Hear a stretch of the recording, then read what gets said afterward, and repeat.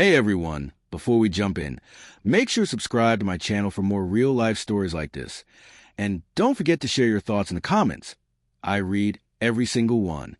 Now, here's what happened the night my wife invited her ex into our home and smiled at me like nothing mattered. It started as an ordinary evening. I had been working late, exhausted from another long week, looking forward to a quiet night with Amanda.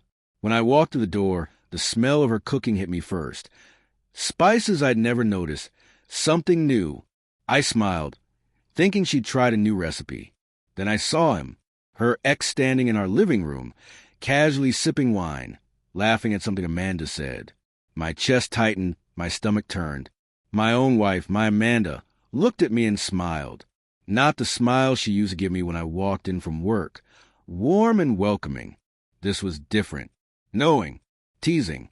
"Hey, babe, I didn't expect you home so soon," she said, her voice light, almost airy. I froze. My voice caught in my throat. Yeah, I got out early. I managed, tried to sound calm. But inside, something had already shattered. The night unfolded slowly, painfully. Amanda and her ex reminisced, laughed at old jokes, shared stories I'd never heard. I tried to join in, but every word I spoke felt hollow. Every glance she gave him stabbed at me.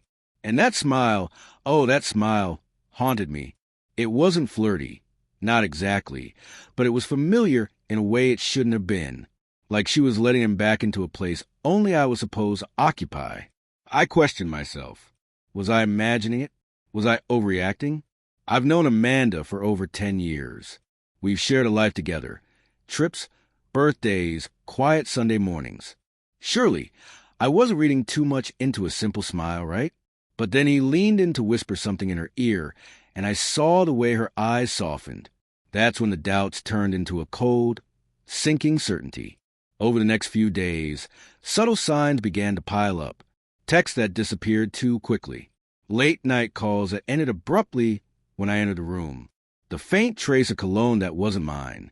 I felt my mind unraveling, questioning everything I had believed. Every memory felt rewritten. Every laugh we shared, every quiet moment. Suddenly it shadows I couldn't ignore. I didn't want to confront her yet. I wanted to be sure. I waited, watched, listened, and slowly collected the pieces of a puzzle I never wanted complete. The proof came accidentally.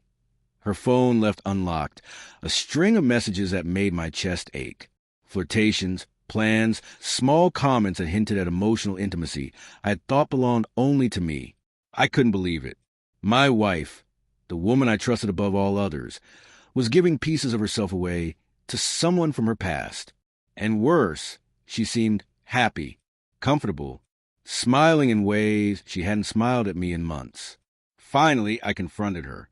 My voice was low, but every word carried the weight of heartbreak.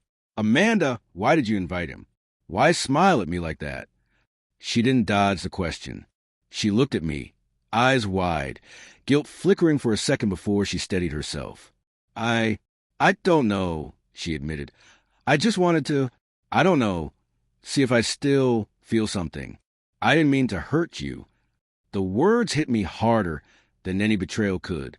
She didn't just cheat with her actions. She cheated with my trust, with my sense of reality. And in that moment, I realized something painfully clear. Love doesn't always protect you from betrayal. It doesn't shield you from the cruel, small moments that leave scars. We talked for hours after that, sitting in the emptiness of our living room, trying to understand each other. I saw her remorse. Yes. But I also saw that some bridges, once burned, don't rebuild themselves with apologies.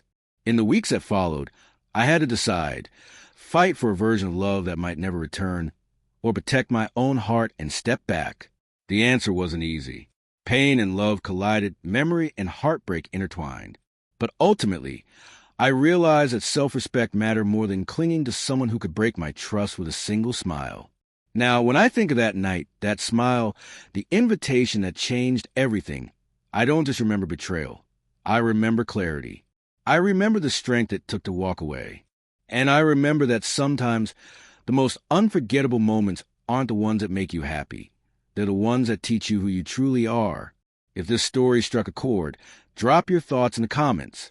Have you ever faced a moment where someone you trusted made you question everything? And don't forget to subscribe.